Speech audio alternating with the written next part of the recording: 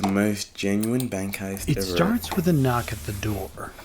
Kevin McMullen, a manager at Northern Bank, answers to find two men in police uniforms standing outside. They tell him that there's been a family accident. He needs to come with them to identify a body. It's a lie. The moment he steps outside, a gun is pressed against the back of his head. His wife, Karen, is strangled by her throat. What? 20 miles away, another family is being taken hostage. Chris Ward, a bank employee, watches helplessly as his family is held at gunpoint. The men give him a simple instruction: follow orders or they die. Bro, For the next 24 hours, Kevin and Chris will become pawns in a bigger plan than they can even imagine. They will walk into work the next morning, smile at their coworkers and bosses, and carry out the largest bank heist in UK history. By the time the vault is emptied, £26.5 million will be gone.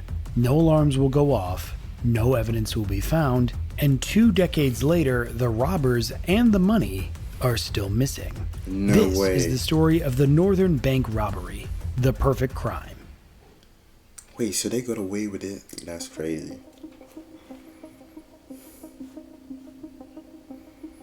Chris Ward, an employee of the Northern Bank, one of the 4 major banks of Northern Ireland, is at his home in West Belfast watching football with his dad, mom, older brother, and his girlfriend, when a knock comes at the door.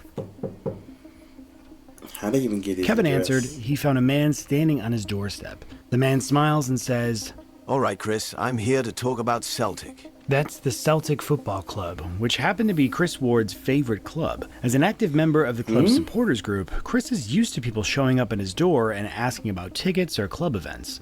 To him, it's business as usual. But this time, it's about to be the biggest mistake of his life. He lets the man inside, but as he does, he notices something he missed at first. 2 other figures standing just out of sight in the shadows, entering his house as well. As soon as the men set foot in the house, everything changes. The men pulled their guns and pointed it straight at Chris's family. Chris, we're not here to talk about football, but about your job at the cash center in the basement of the Northern Bank. Chris froze in his place. Evil, man. We know who you are. We know everything about you. We're going to take you away for 24 hours, and your family is going to be held for that time in this house. The first thing you're going to do is simple. You get your work uniform, then you're gonna walk out that door and step into the car waiting outside. No talking, no looking around, just move. Chris does as he's instructed. Outside, a car waits with its engine running, the door already open. He's told to get in and lie down in the back. Behind the wheel, a driver sits silently, one hand on the steering wheel, the other gripping a gun. Chris gets in the back of the car and the driver pulls away, disappearing into the night, leaving Chris's family at the mercy of their captors. 20 miles away across Belfast, Kevin McMullen, a manager at Northern Bank, is about to experience the same fate. He and his wife, Karen McMullen, are sitting in their home in Loughlin Island, County Down, sipping tea and watching TV when they get the knock. Kevin found 2 men wearing PSNI uniform, that's the Police Service of Northern Ireland. One of the men is holding a clipboard with Kevin and Karen's names written on it. The men notified Kevin about a family incident and that he is needed immediately to identify the body. That is, of course, a lie. Kevin, caught off guard, took a step outside. The moment he did, the police officer pulled a gun and pressed it against the back of his head. Inside, Karen barely has time to react before an arm wraps around her throat, forcing her to the ground. As she struggled, she saw a third masked man enter the house. The 3 men immediately dragged Kevin and his wife into a spare bedroom, forced them to face the wall while holding them at gunpoint. Kevin, forget your responsibilities at the Northern Bank. It's only a shower of orange bastards. None of that matters now. The only thing you need to think about is your wife. 2 of the men left the room and started cleaning everything meticulously, making sure that no fingerprints are left behind. After about an hour, the man in the room with him turns to Karen and tells her she's being moved to another house. He assures her that someone will take care of her there, another woman. But first, she needs to be blindfolded, and I mean her eyes will be taped shut. Kevin watches helplessly as the men grab his blindfolded wife, lead her outside, and push her into a waiting car. Then just like that, she's gone. What Kevin doesn't know is that, for the past hour, Chris Ward has also been held hostage in the house. His hands are cable-tied behind his back, and he sits alone in the kitchen. The only light in the room comes from the open fridge. The men grab Chris and Kevin and force them into the living room. You have a very simple choice. Jeez. You work with us, you cooperate with us, and your families will be fine. If you don't, Pray they're I'm never dead. end up in It's this as simple as situation, that. brother. Now, Crazy, here's brother. how this is going to go. We're going to rob the Northern Bank, and you're going to help. We will lay down a line of instructions for you. You follow them, word for word, no mistakes. You mess up, even once, your families pay the price. And trust me, you don't want that on your conscience. In that moment, Kevin understood the gravity of the situation. This wasn't a guy's robbery, evil, this boy. was a full-blown hostage crisis. And he and Chris are about to find themselves entangled in the biggest bank robbery in UK history. That's facts. With both of their families taken, the first phase of the 30 plan million is pounds complete. is a lot of money, by the way. In Northern Ireland, tiger kidnappings were nothing new. A tiger kidnapping involves two crimes in one. First, someone valuable, a person or an asset, is taken hostage. But instead of demanding money, the kidnappers force their victim to commit a second crime on their behalf. During the Troubles, tiger robberies were a common tactic used Is that by both England? organized crime groups and paramilitaries. Well, now that looks like Even after Saudi peace Arabia returned or to something. Northern Ireland, these crimes never fully disappeared. The targets could be anything: banks, businesses, or even private homes. In fact, it was so common that didn't authorities know they had to were called come up tiger with robberies, smarter wow. ways to protect high-value assets, like banknotes. A few years before the robbery, Northern Bank introduced a security measure. The main vault, where all the cash resides, requires 2 keys to unlock to make sure that no one enters the vault alone. And the assigned key holders must change every week. And by coincidence, the key holders for the next morning were Chris Ward and Kevin McMullen.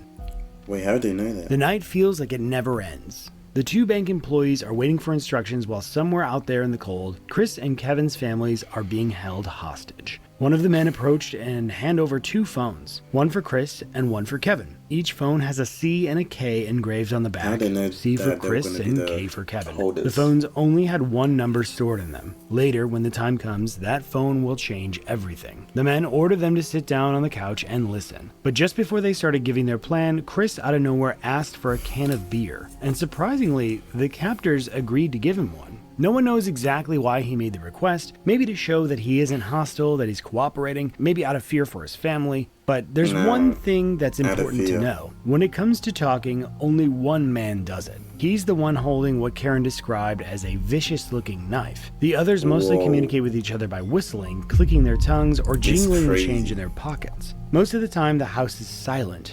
The only sound is the noise of the men cleaning, non-stop. The captors then begin laying out the exact instructions of the robbery, what to do, how to do it, and when, and always reminding them of what's at stake.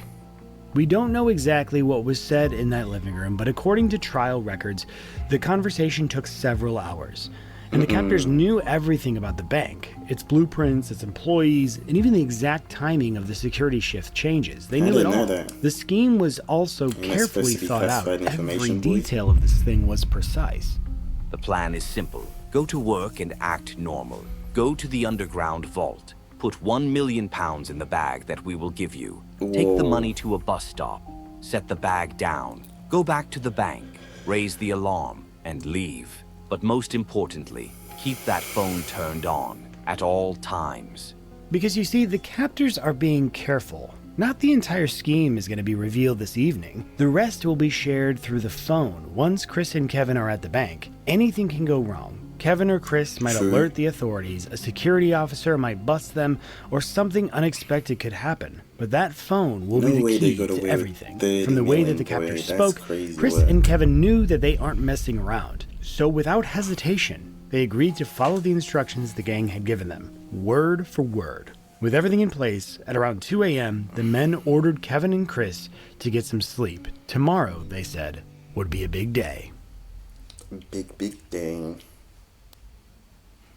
It's 11 a.m. Kevin is driving his car, heading to work, with Chris sitting next to him. Chris's Yes, shift sir. starts at What's good, 11:30 Al? What's a.m., good? with Kevin following half an hour later.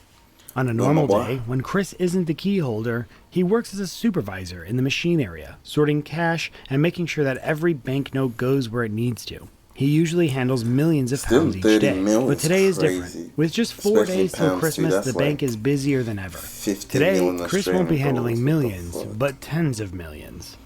Kevin and Chris enter the bank acting normal, and they went straight to Kevin's desk and sat there for a while, going over the plan, and to kill time.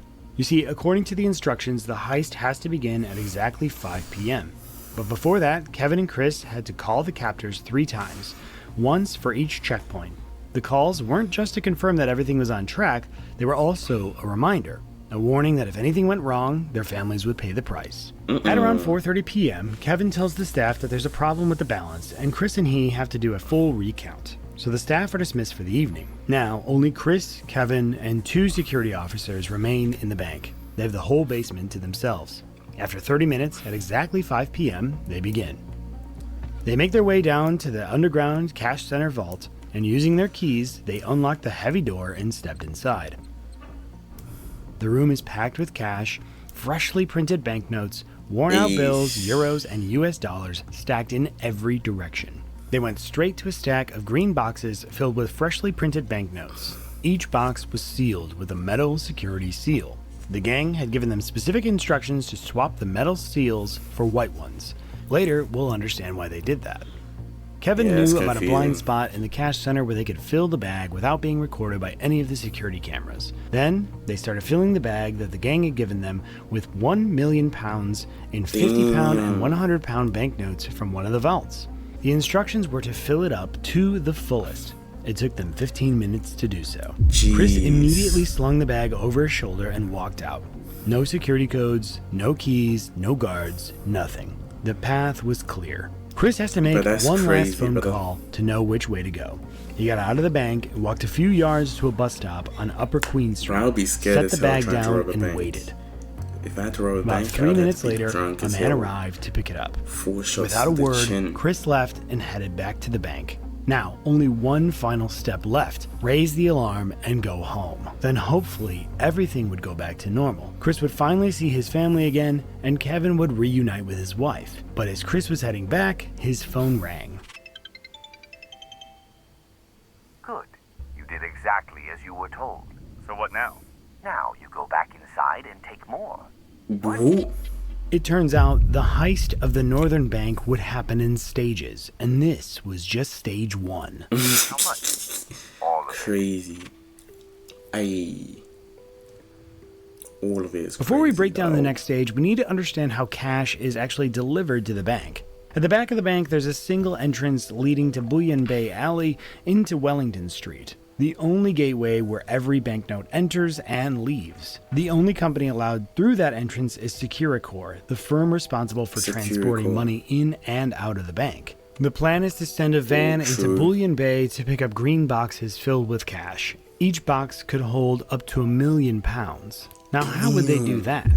Remember when Chris and Kevin swapped the security seals on the boxes back in the cash center? Well, in the banking system, a white seal on a green box doesn't mean money. It means the box is filled with waste paper.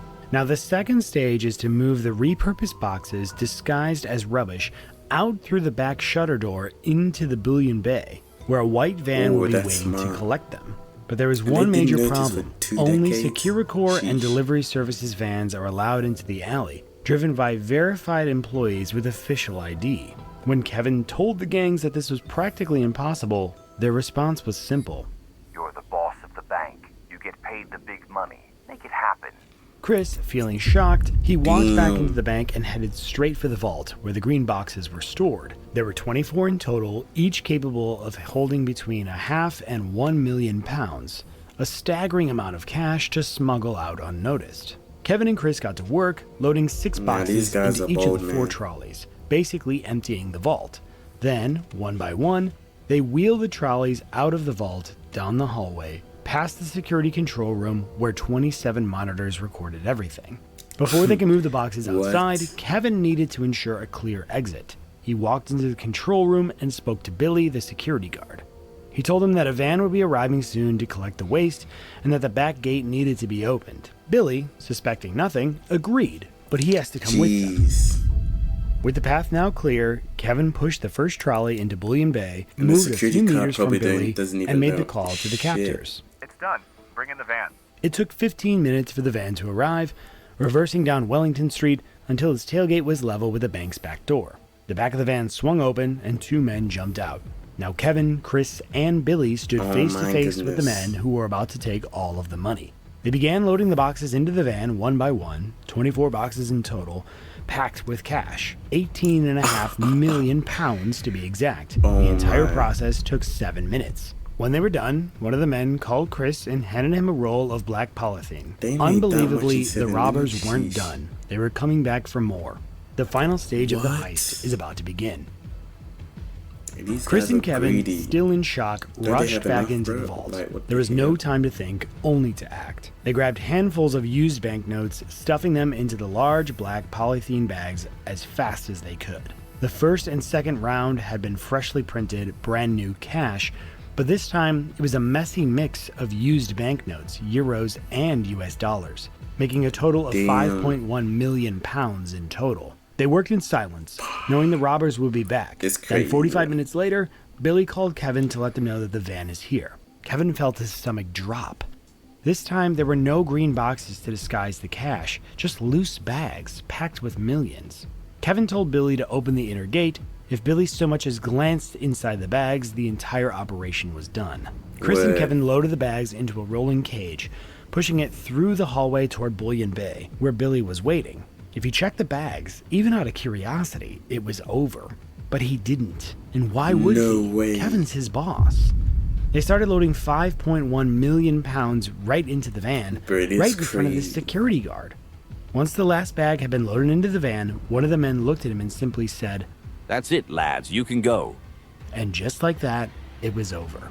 Kevin and Chris were What? told to raise the alarm and leave as if nothing had happened, as if they hadn't just helped pull off the biggest bank robbery in UK history.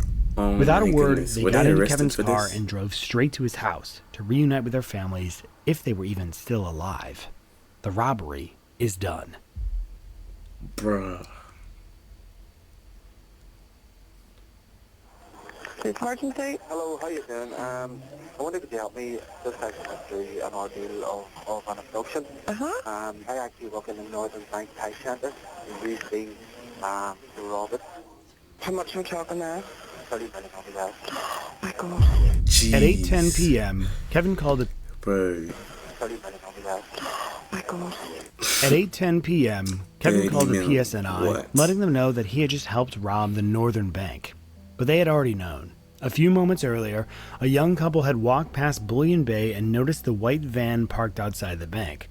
They felt that something was wrong, something was off. Following their instincts, they decided to report it to the first uniformed person that they saw, which happened to be a traffic warden, who immediately called the police. By the time the call went through, the van was already gone, never to be seen again.